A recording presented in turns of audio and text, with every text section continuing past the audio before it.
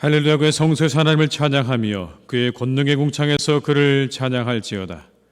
호흡이 있는 자마다 여호와를 찬양할지어다. 하나님은 영이시니 예배하는 자가 영과 진리로 예배할지니라. 아멘.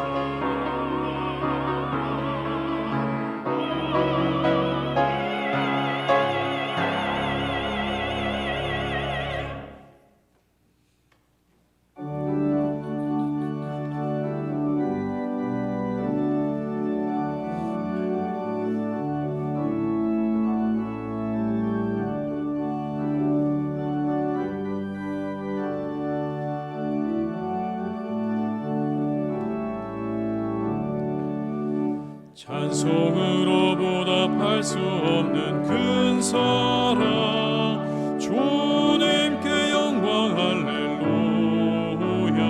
형제 자매 모두 함께 모여 찬송해. 주님께 영광 할렐루야.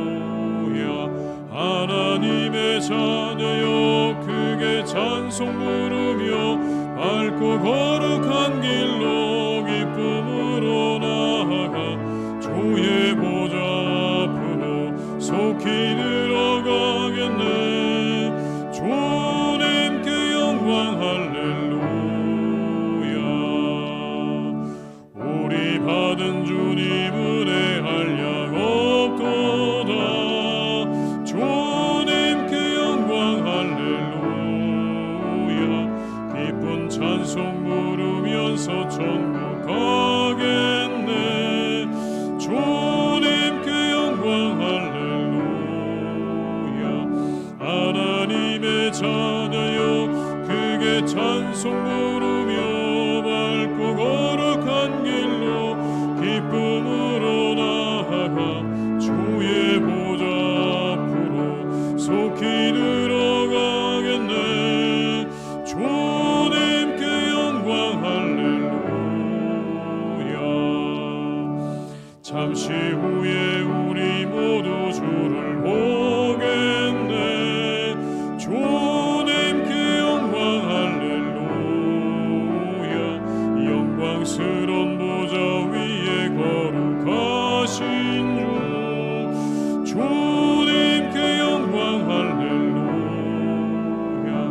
하나님의 자녀여 크게 찬송 부르며 밝고 거룩한 길로 기쁨으로 나아가 주의 보좌 앞으로 속히 들어가겠네. 주님께 영광 할렐루야. 만국 백성 천국에서 소리 높여서 주님께 영광 할렐루야. 영원토록 주의 공로 찬양하겠네. 주님께 영광 할렐루야. 하나님의 자녀여 크게 찬송 부르며 밝고 거룩한 길로 기쁨으로 나아가 주의 보좌 앞으로 속히 들어가겠네. 주님께 영광 할렐루야.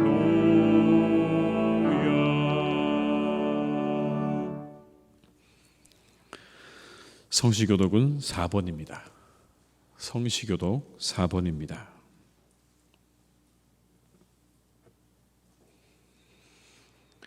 여호와여 나의 말에 귀를 기울이사 나의 심정을 헤아려 주소서.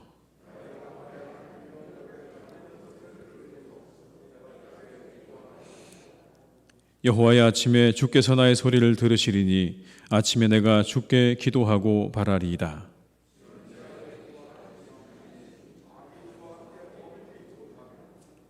오만한 자들이 주의 목전에 서지 못하리이다.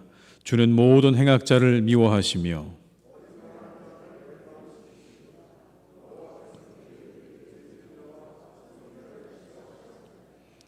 오직 나는 주의 풍성한 사랑을 힘입어 주의 집에 들어가 주를 경외함으로 성전을 향하여 예배하리이다.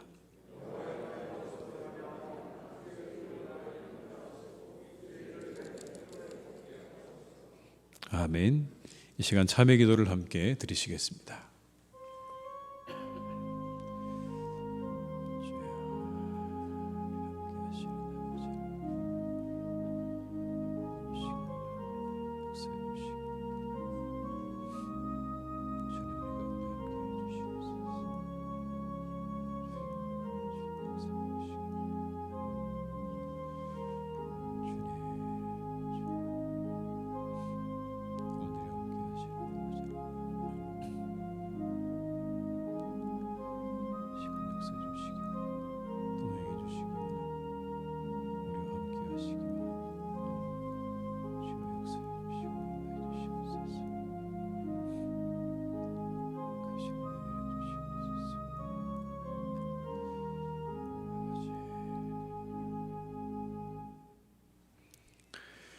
악인은 그의 길을, 불의한 자는 그의 생각을 버리고 여호와께로 돌아오라.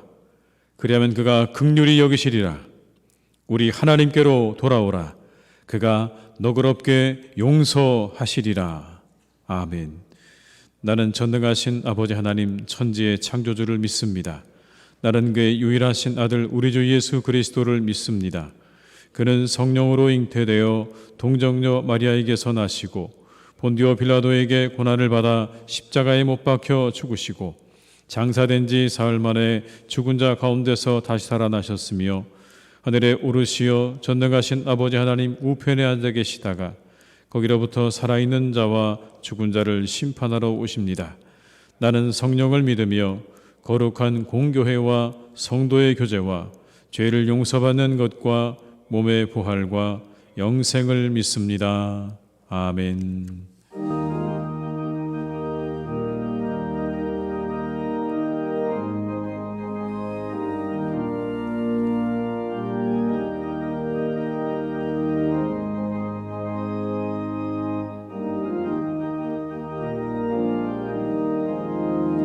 모든 죄악 길에서 목자 없는 양같이 모든 사람 길 찾아 헤맨다.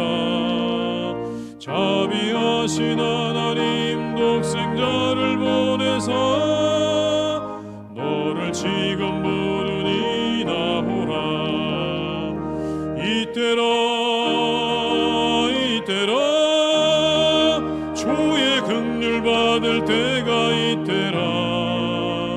지금 주께 나와 겸손하게 아뢰라. 구원함을 얻으리. 험한 십자가 위에 달려 돌아가신 주 다시 살아나셨네. 기쁘다.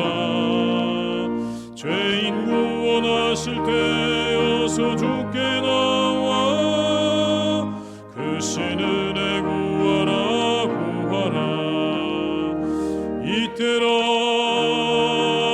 이때라 주의 긍휼 받을 때가 이때라. 지금 주께 나와 겸손하게 절하라. 구원함을 얻으리. 주의 귀한 말씀에 영원 생명이 있나니 주님 너를 용서해 주신다. 주가 부르실 때에 힘과 정성 다하여 주의 은혜 받으라.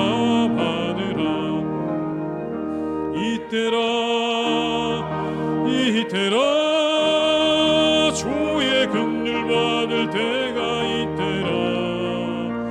지금 주께 나와 겸손하게 절하라. 구원함을 얻으리. 세월 빨리 흐르고 세상 친구 가는데 너의 영혼은 주의 구원 받으면 천국에서 영원히 주와 함께 살리라 살리라. 이때라 이때라 주의 긍휼 받을 때가 이때라. 지금 주께 나와 겸손하게 아뢰라. 구원함을 얻으리 얻으리.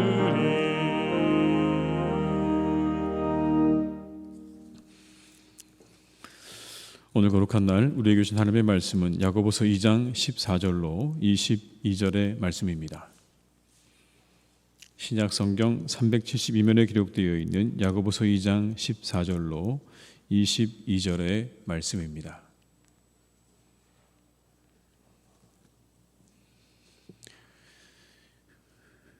말씀을 받들어 봉독하겠습니다.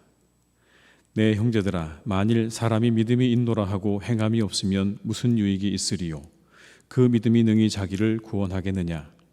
만일 형제나 자매가 헐벗고 일용할 양식이 없는데 너희 중에 누구든지 그에게 이르되 평안히 가라, 덥게 하라, 배부르게 하라 하며 그 몸에 쓸 것을 주지 아니하면 무슨 유익이 있으리요? 이와 같이 행함이 없는 믿음은 그 자체가 죽은 것이라. 어떤 사람은 말하기를 너는 믿음이 있고 나는 행함이 있으니 행함이 없는 내 믿음을 내게 보이라. 나는 행함으로 내 믿음을 내게 보이리라 하리라.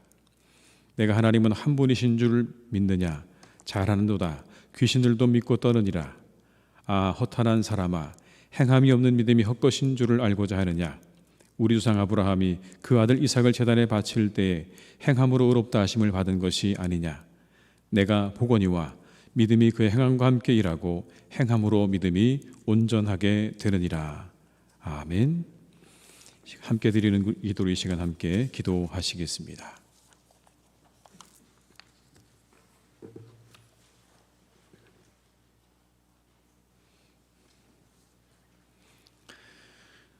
높임을 받으시기 합당하신 우리 주 하나님, 하나님의 음성을 들을 수 있는 복된 예배의 시간을 허락하여 주심에 감사를 드립니다. 하나님의 권속들이 몸과 마음과 정성을 다하여 드리는 예배를 기뻐하여 주시고 신실한 약속의 은혜를 베풀어 주옵소서. 하나님 아버지, 주님 앞에 기쁨으로 나아가게 하옵소서.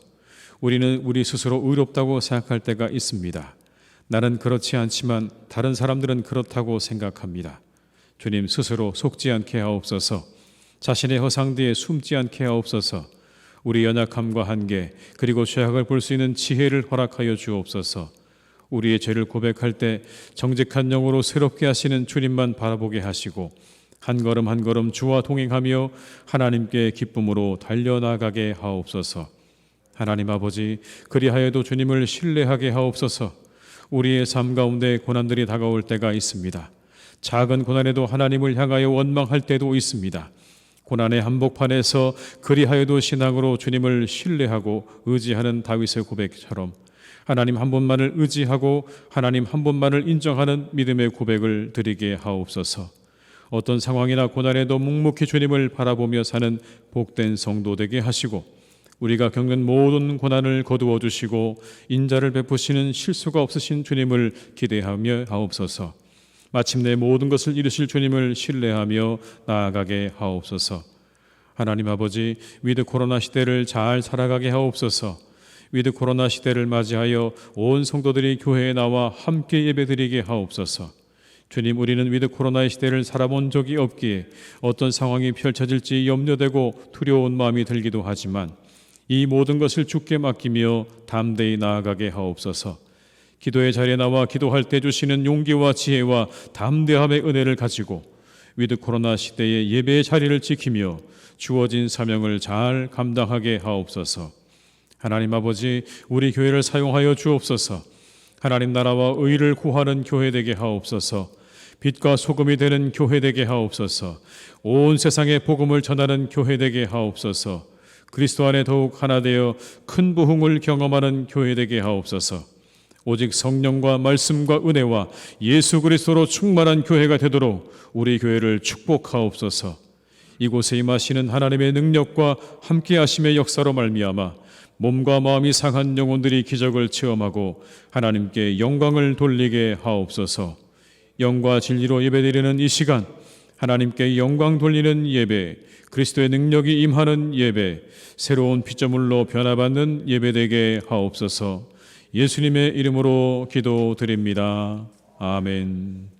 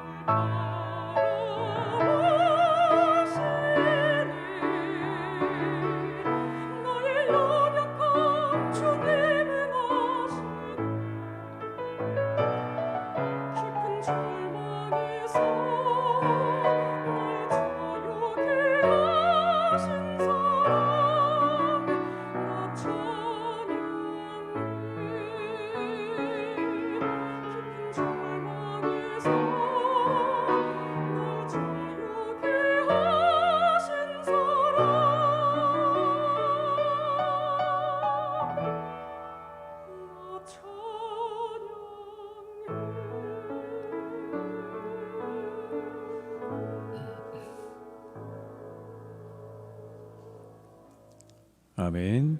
찬송가 50장 1절 2절 부르시면서 준비하신 예물을 드리시겠습니다.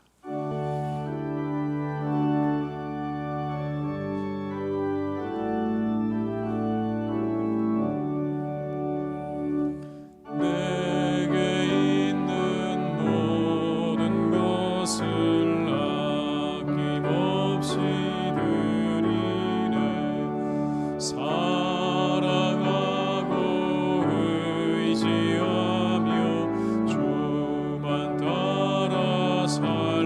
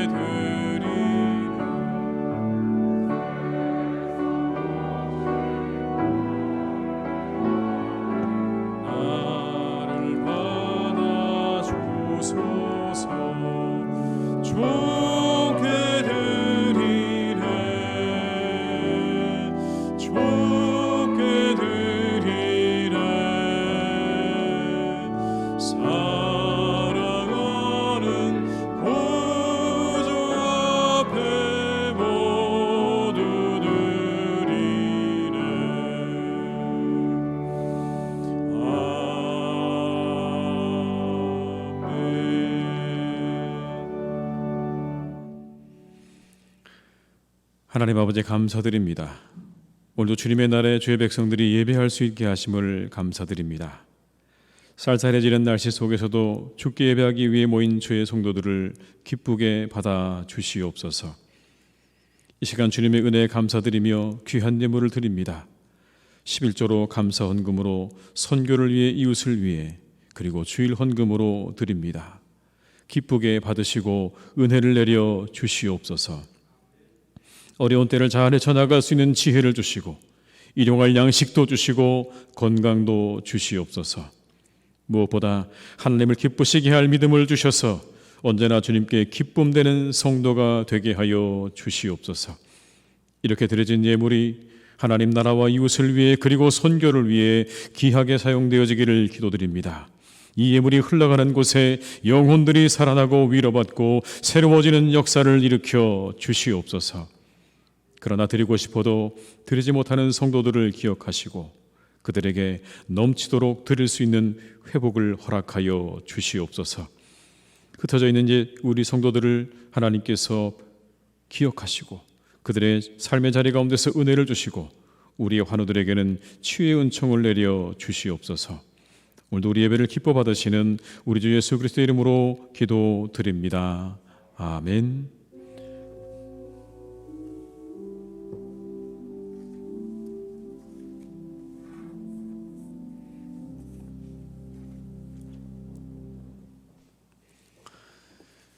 교회 소식을 말씀드리겠습니다. 교회를 위해서 계속 기도해 주시기를 부탁드립니다.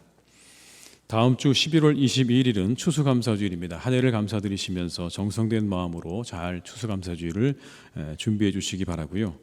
추수감사주일을 맞아서 과일을 이웃과 나누려고 합니다. 돌아오는 추수감사주일에 가져오시는 과일은 강단을 장식한 후에 이웃들과 함께 나누도록 하겠습니다. 함께 참여해 주시기를 부탁을 드립니다. 그리고 본당 1층에 보게 되면 감사나무가 세워져 있습니다. 이따 가실 때 그냥 가시지 마시고요. 이 감사나무에 감사할 일들을 잘 적어서 그 나무에 잘 걸어주시면 우리 모두가 함께 한 해 동안 감사했던 일들을 나눌 수 있을 것 같습니다. 우리 성도님들의 적극적인 동참을 부탁을 드립니다. 공동회의가 오늘 주일 2부 예배 후에 있겠습니다. 2019년 10월 13일 항전직 투표 공동회의 속회권으로 공동회의가 있겠습니다. 위드 코로나 1단계 적용으로 미접종자는 교회 본당 전체 수용 인원의 50%까지 가능하며 접종 완료자는 제한이 없다는 것을 기억하시고 우리 성도님들께서는 교회로 나와주시기를 부탁드립니다. 코로나19로 어려워진 이웃 상권을 돕고 있습니다. 지역사회 섬기는 마음으로 잘 참여해 주시기를 바라고요. 추수감사주일 오후 예배 시간에 회복을 위한 음악회 스탠드 어게인이라고 하는 회복을 위한 음악회가 본당에서 있겠습니다. 성도님들의 많은 참여와 기도를 부탁을 드립니다.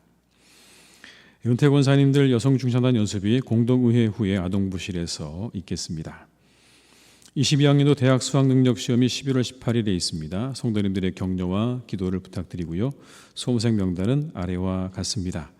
수능 기도에도 당일날 있으니 여러분 기억하시고 나오셔서 함께 기도에 참여해 주시기를 부탁드립니다.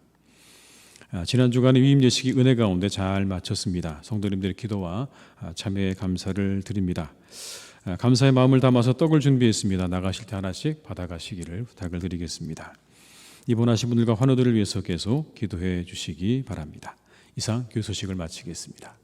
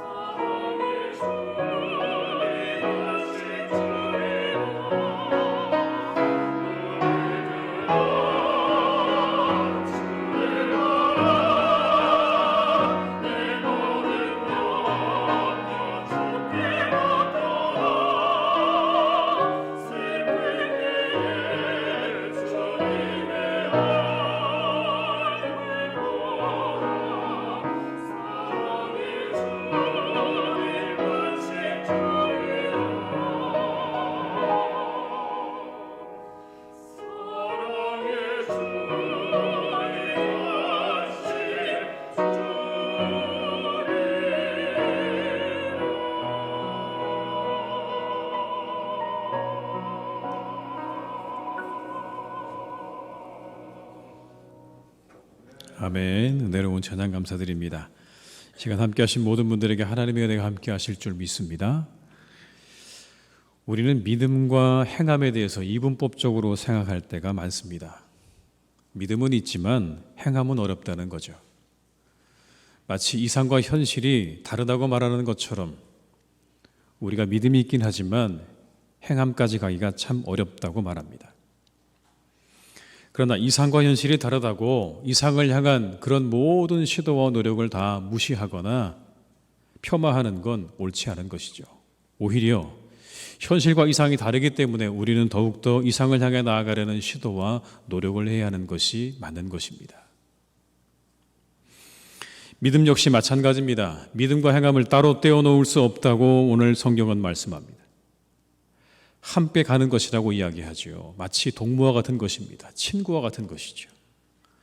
서로에게 좋은 영향을 주고받는, 그래서 서로를 완성시켜 나가는 좋은 친구처럼 믿음과 행함은 그런 것이다라고 우리에게 가르쳐주고 있습니다.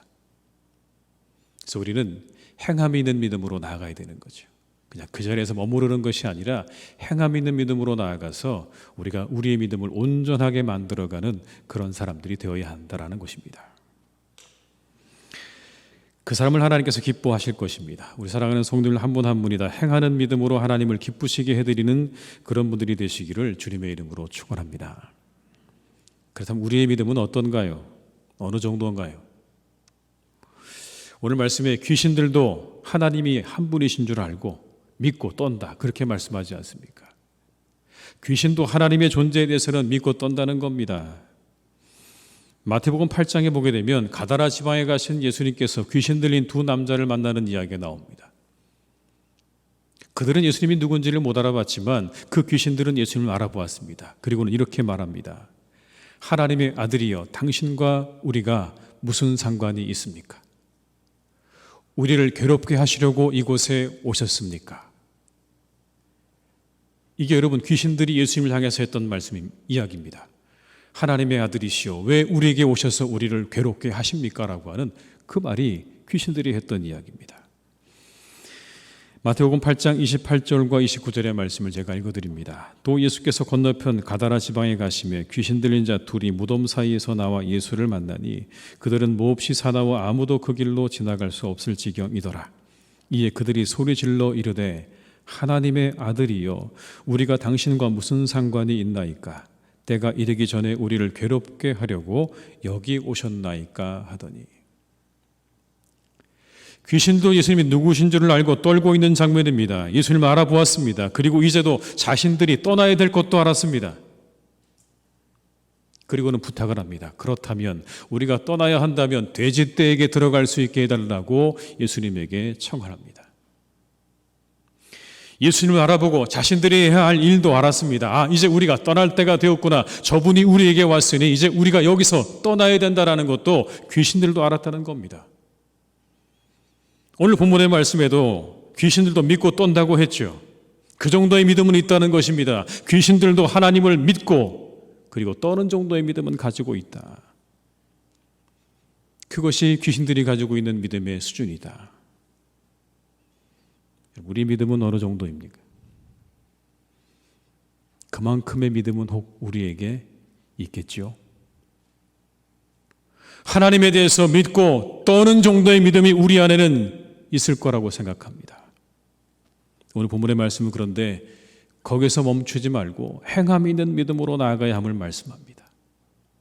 믿고 떠는 정도의 믿음이 아니라 하나님이 우리에게 주신 말씀을 따라서 행함으로 나아가는 믿음이 되어야 한다.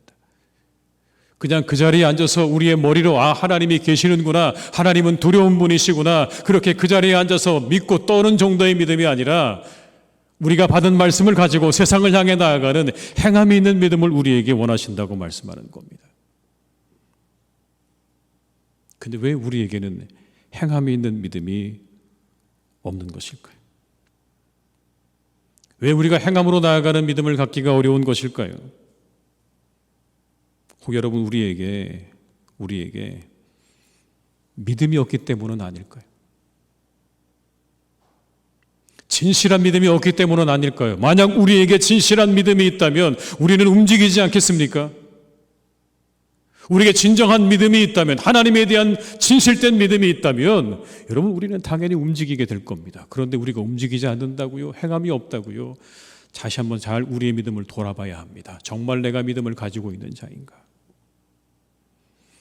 우리가 기도하지 않는 이유가 뭘까요? 만약 하나님께서 모든 일의 주관자가 되신다는 사실을 믿는다면 우리는 자연스럽게 기도하는 삶을 살 수밖에 없을 겁니다. 여러분 그렇죠. 모든 것이 다 하나님의 손에 달려있다고 우리가 그렇게 믿는다면, 그게 정말 우리의 믿음이라면 우리가 어떻게 기도하지 않고 살아갈 수 있죠, 여러분? 우리가 어떻게 기도하지 않고 우리의 삶을 살아갈 수 있겠습니까? 그러나 그렇게 하지 않는다는 건 혹 우리에게 그런 믿음이 없기 때문은 아닐까? 우리를 돌아봐야 한다는 겁니다. 행함을 이야기하기 전에, 행함을 논하기 전에 우리에게 그런 믿음이 있는가? 하나님이 정말 우리의 모든 것을 주관하시는 하나님이라고 하는 그런 믿음이 우리에게 있는가? 과연 나는 무엇을 믿고 있는가? 내가 믿고 있는 건 무엇인가를 점검해야 하는 것입니다. 왜냐하면 우리는 믿음을 따라 움직이게 되어 있기 때문에 그렇습니다. 우리 사랑하는 교우들 한 분 한 분께서 이 시간에 우리의 믿음과 마음을 다시 한번 점검해 볼 수 있기를 주님의 이름으로 축원합니다. 나는 무엇을 믿고 있는가? 근데 여러분, 믿음은 있는데 행함이 없는 이유는요, 행함을 막는 것들 때문이기도 합니다. 우리에게 전혀 믿음이 없는 건 아니죠. 그런데 우리가 행함으로 나아가지 못하는 이유 중에 하나는요, 그것을 막는 것들 때문에 그런 거예요. 본문에 나오는 헐벗고 굶주린 사람들을 대하는 태도에 대한 말씀이 나오는데 이렇게 말합니다. 그런 사람에게 말로 평안히 가라, 덥게 하라, 배부르게 하라, 그렇게 말하면서 그들에게 쓸 것을 아무것도 주지 않는다면 무슨 소용이 있는가라고 말씀하지요. 말로는 그렇게 하지만 그러나 그들에게 아무런 실제적인 도움을 주지 못한다면 그게 무슨 소용이 있는가? 이런 이야기는 우리가 경험하는 이야기입니다. 본문에만 나오는 이야기가 아니고요, 우리도 경험하는 이야기죠. 길을 가다가 아니면 혹시라도 TV 속에서 우리가 어려운 사람들을 보게 되면 안 됐다고 말하죠. 참 안 됐다고. 그 어려움이 속히 지나가길 바란다고 우리는 그렇게 이야기하기도 합니다. 그런데 과연 그들을 위해 우리가 어떤 행동을 하고 있는가라는 것입니다. 그들을 위해 우리는 어떤 행동을 하는가?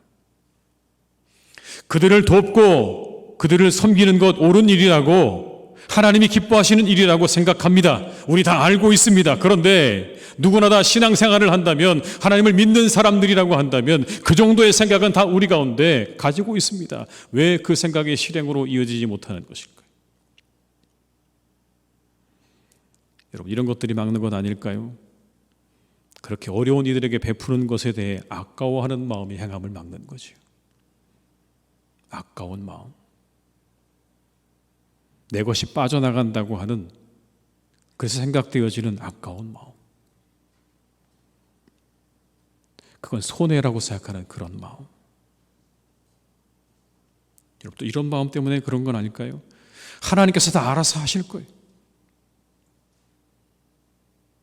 내게 필요한 건 그들을 향한 긍휼의 마음만 있으면 되는 것이지, 나머지 그들을 실제적으로 돕는 건 저 하늘에 계신 하나님께서 알아서 하실 겁니다. 하나님께서 그들에게 만나와 메추라기를 내려주실 거예요. 그러니 나하고는 그 일이 그렇게 상관이 없습니다라고 하는 그런 핑계. 또 이렇게 생각하기도 합니다. 인과응보라고요. 그들은 그렇게 살아온 그들의 삶의 열매를 먹고 있는 것이다. 그러니 내가 그들을 도와줄 이유가 없다고 하는 그런 마음도 우리의 행함을 막는 마음들이죠. 일종의 회피를 위한 핑계들을 찾기 시작하는 겁니다. 뭔가를 행해야 하는데 그 행함을 가로막는 많은 것들이 우리 가운데 있는 거죠. 선한 사마리아인의 비유를 여러분 보십시오. 강도 만난 자를 피해간 제사장과 레위를 살펴보면 그렇습니다. 그들은 강도 만난 자를 피해갔습니다. 보고 피해갔어요. 곰곰이 여러분 한번 생각해 보십시오. 왜 그들이 피해갔을까? 그들이 누군가를 돕는다는 것에 대해서 성경에서 가르침을 몰랐을까? 아니요, 누구보다 잘 알았을 겁니다. 제사장과 레위인들은요, 가장 율법을 가까이 했던 사람들이기 때문에 당연히 그런 나그네와 고아와 과부를 도우라고 하신 하나님의 말씀을 누구보다 잘 아는 사람들이었습니다. 그런데 왜 그들이 그것을 지나갔을까요? 그렇게 강도를 만나서 거의 죽게 된 그 사람을 지나가면서 그들은 아무 생각 없이 지나갔을까요? 여러분, 그렇지 않을 것 같습니다. 제사장은 지나가면서 이렇게 생각했던 것 같아요. 저 사람은 죽었다고요. 저 사람은 죽었어. 제사장은 죽은 것을 만져서는 안 돼. 하나님께서 금하신 일이거든. 어떻게 제사장이 죽은 것을 만질 수 있는가? 죽은 시체를 만질 수 있는가? 저 사람은 죽은 거야. 그냥 죽은 거로 여긴 거죠, 여러분. 죽지 않았는데 죽은 거로 여기는 겁니다. 그리고 그것을 지나갑니다. 하나님께 이렇게 얘기하면서요. 하나님, 저는 거룩함을 지켰습니다. 핑계하며 그것을 지나가는 겁니다. 레위인이요, 마찬가지입니다. 성전에서 보조 역할을 하던 사람입니다. 이 레위인 역시 그 곁을 아무 거리낌 없이 그냥 보고 지나갔습니다. 그의 마음에는 어떤 마음이 있었을까요? 이런 마음이 있지 않았을까요? 제사장도 하지 않은 일을 레위인이 할 이유가 있는가? 저 제사장도 그냥 지나갔는데 내가 왜 그 일을 해야 하는가? 율법에 순종하느냐고 제사장이 그냥 지나갔는데 만약 내가 이 강도 만난 사람들을 들쳐업고 가다가 그 제사장을 만나면 그 제사장이 얼마나 난처하겠는가? 나는 모르는 일이다. 내가 할 일은 아니다. 행함의 이유를 찾기보다는 회피의 핑계를 먼저 찾았던 겁니다. 내가 어떻게 하면 이 상황을 비켜나갈까? 어떻게 하면 이것을 내가 하지 않을까를 먼저 찾는 거죠. 그런 핑계를 찾는 겁니다. 이와 같은 것이 우리를 행함 있는 신앙으로 나가지 못하도록 막는 것들 아닐까요? 내가 어떻게 이것을 행할까를 생각하는 게 아니라 내가 어떻게 이것에서 빠져나갈까, 피해볼까를 생각한다면 여러분, 우린 절대로 행함 있는 신앙으로 나아갈 수가 없습니다. 근데 문제는 늘 우리가 그 믿음과 행함 사이에 선다는 거죠. 늘 그 믿음이 우리에게 행함을 요청합니다. 우리가 믿음을 가지고 있다면 그 믿음이 늘 우리에게 행함을 요청한다는 거예요. 그럼 어떻게 우리가 행함으로 나아갈 수 있을까요? 좀 더 단순해질 필요가 있습니다. 우리의 믿음 앞에서, 우리의 말씀 앞에서 우리는 조금 더 과감해지고 단순해질 필요가 있다는 겁니다. 믿음 앞에 너무 복잡해지는 건요, 핑계를 찾는 겁니다.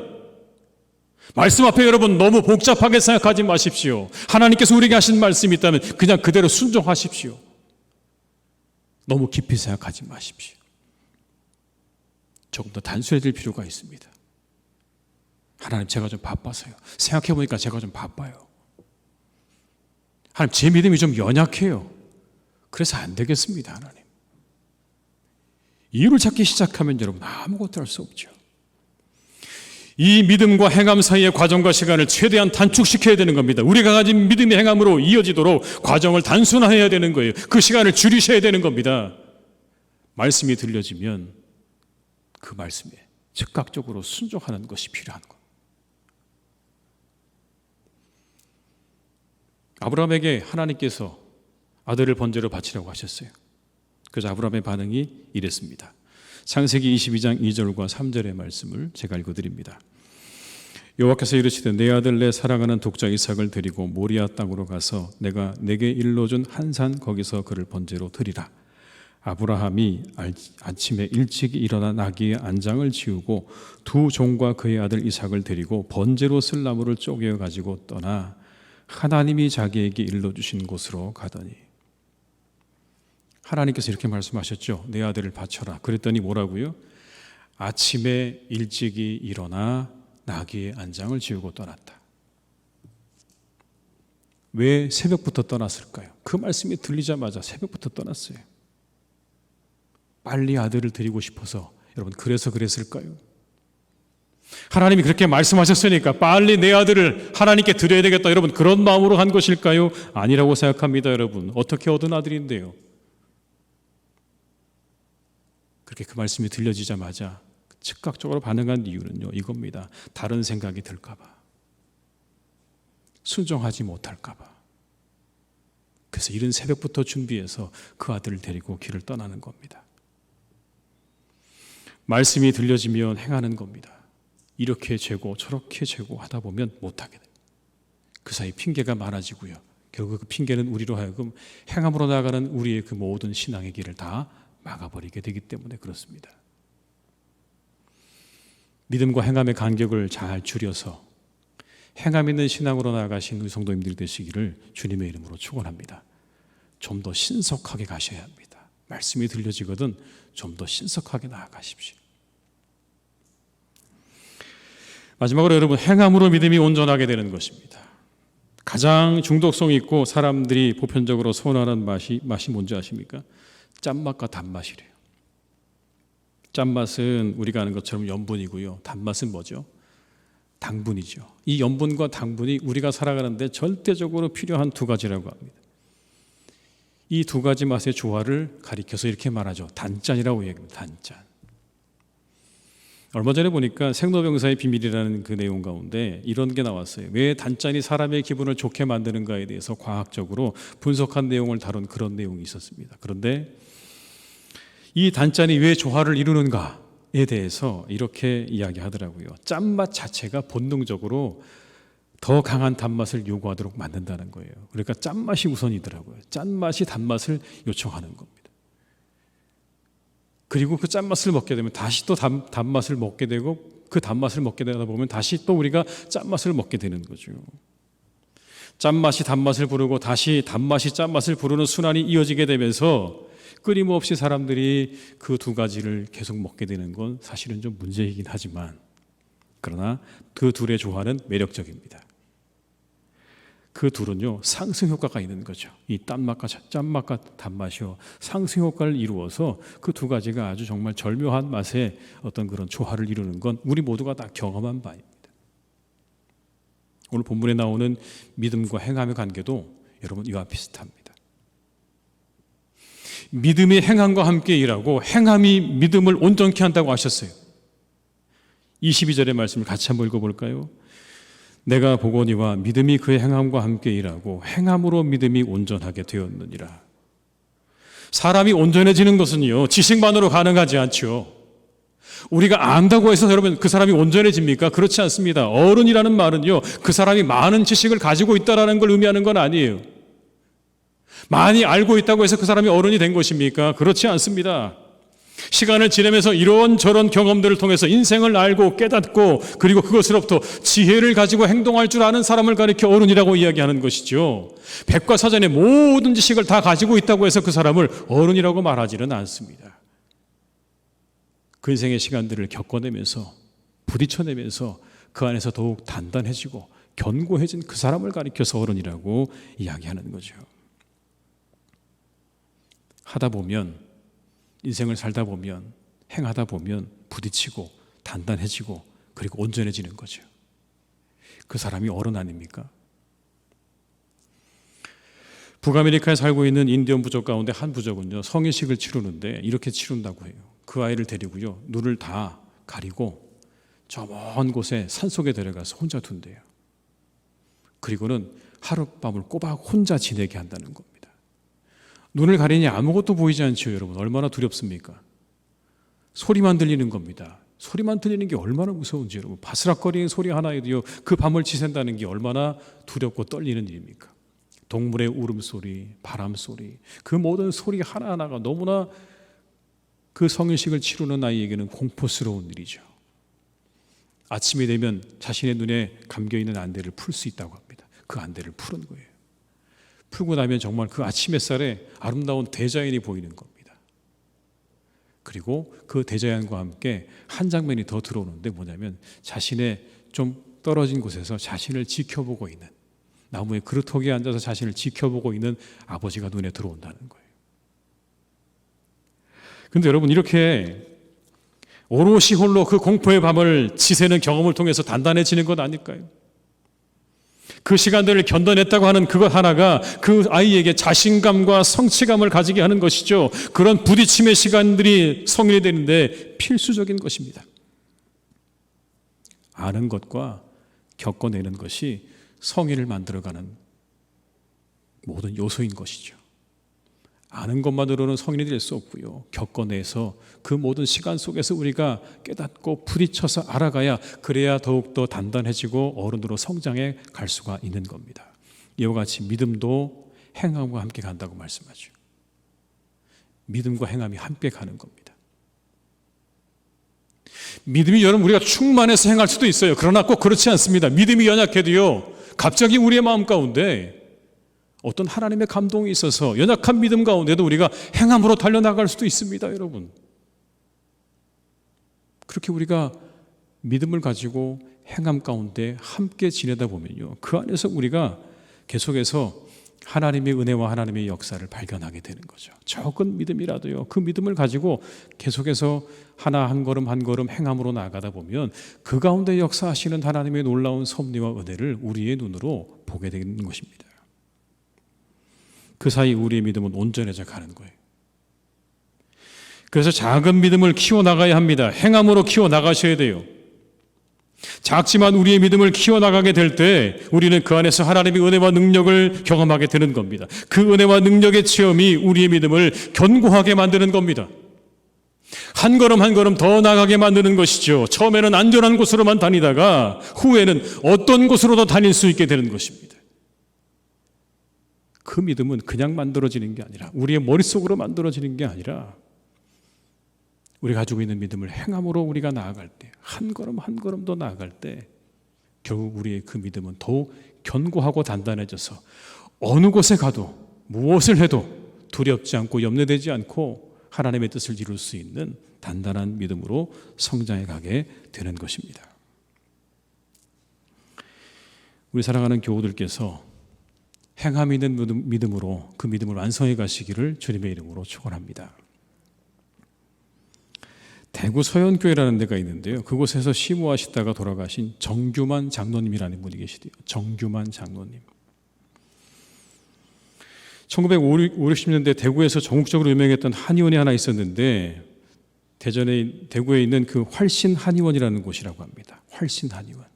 굉장히 유명한 한의원이라서 처방을 받기 위해서 사람들이 행렬이 끝이 보이지 않을 정도로 많은 환자들이 그곳을 찾아들었던 당대의 가장 유명한 그런 한의원이었습니다. 막대한 부를 축적하셨는데, 이분에 대해서 알고 있는 사람들이 세 가지 욕심을 이야기합니다. 믿음의 욕심, 이웃사랑의 욕심, 그리고 이를 실천하기 위한 경제의 욕심이 큰 분이었다라고 그렇게 이분을 평가합니다. 믿음의 욕심, 이웃사랑의 욕심, 그것을 위한 경제적인 욕심이 컸다라고 사람들이 이야기하는 거죠. 본인이 여러분 교회를 지었습니다. 이 서현교회라는 교회를 지었어요. 전북 익산에 있는 황등석을 구입해서 열차로 실어와서 본인이 그 교회를 다 지었습니다. 여러분. 멋지게 교회를 잘 지어놨죠. 지금도 그의 후손들은 세계 선교를 위해서 곳곳에 나가서 복음을 전하고 살아갑니다. 이 장로님을 만난 수많은 사람들, 모든 사람들을 환대해 주었고 환영해 주었고 어려운 사람들을 도와주었습니다. 특별히 교육자들을, 목회자들을 열심히 잘 물심양면으로 도왔다고 합니다. 69년에 돌아가셨는데 그때 전국에서 얼마나 많은 사람들이 그 장례를 위해서 모여들었는지,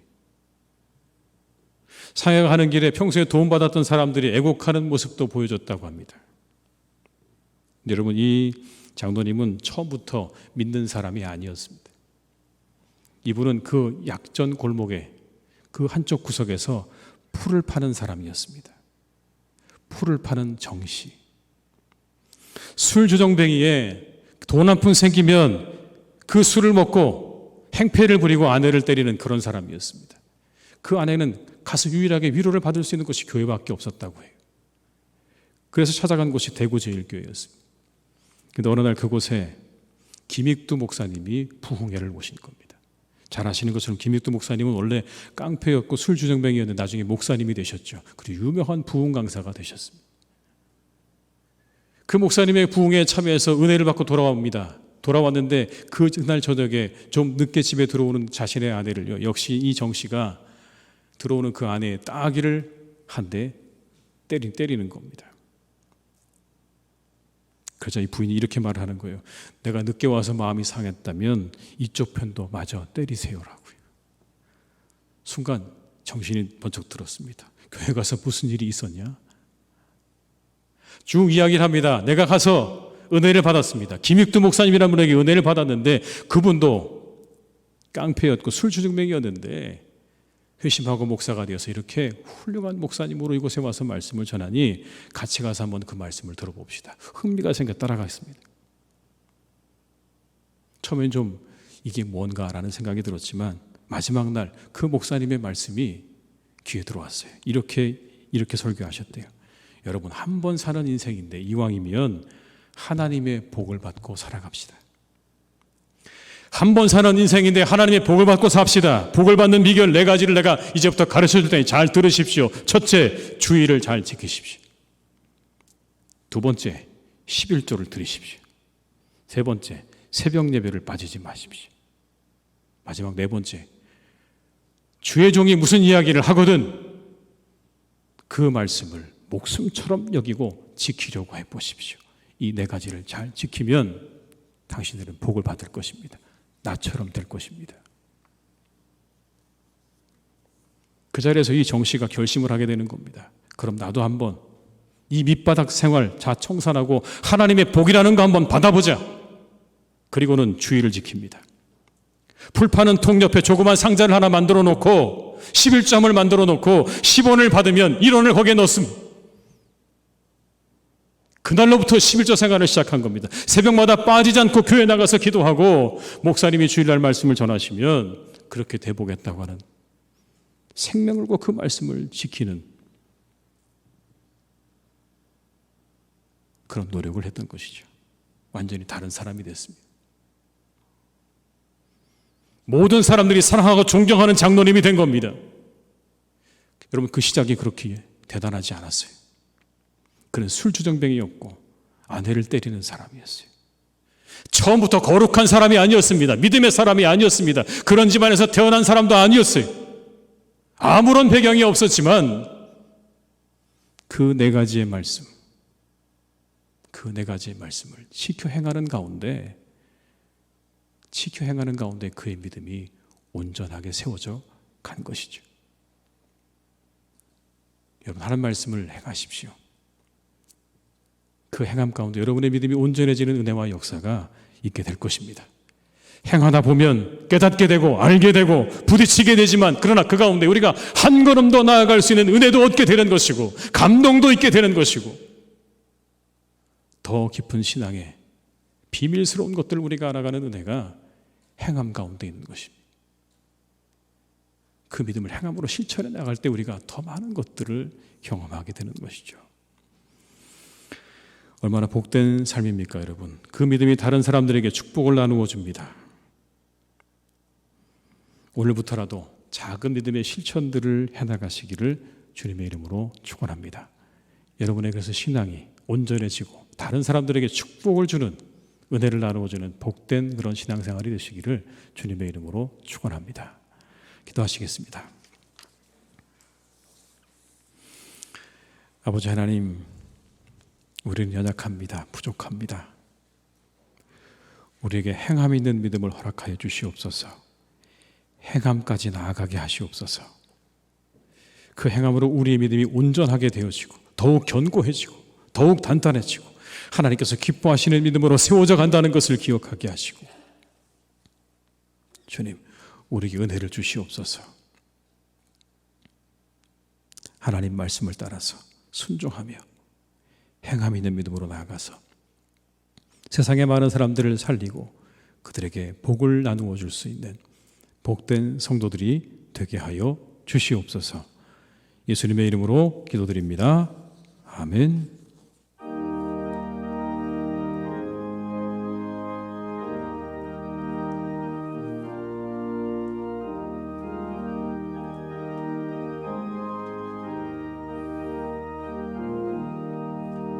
주의 말씀 듣고서 준행하는 자는 반석 위에 터닫고 집을 지은 같아. 비가 오고 물나며 바람 부딪혀도 반석 위에 세운 집 잘 짓고 잘 지세 우리 집 잘 지세 만세 반석 위에다 우리 집 잘 지세 주의 말씀 듣고도 행치 않는 자는 모래 위에 터닫고 집을 지은 같아. 비가 오고 물나며 바람 부딪힐 때 모래 위에 세운 집 크게 무너지네. 잘 짓고 잘 지세 우리 집 잘 지세. 만세 반석 위에다 우리 집 잘 지세. 세상 모든 사람들 집을 짓는 자니 반석 위가 아니면 모래 위에 짓네. 우리 구주 오셔서 지은 상을 줄 때 세운 공로 따라서 영영 상볼 주리. 잘 짓고 잘 지세 우리 집 잘 지세. 만세 반석 위에다 우리 집 잘 지세.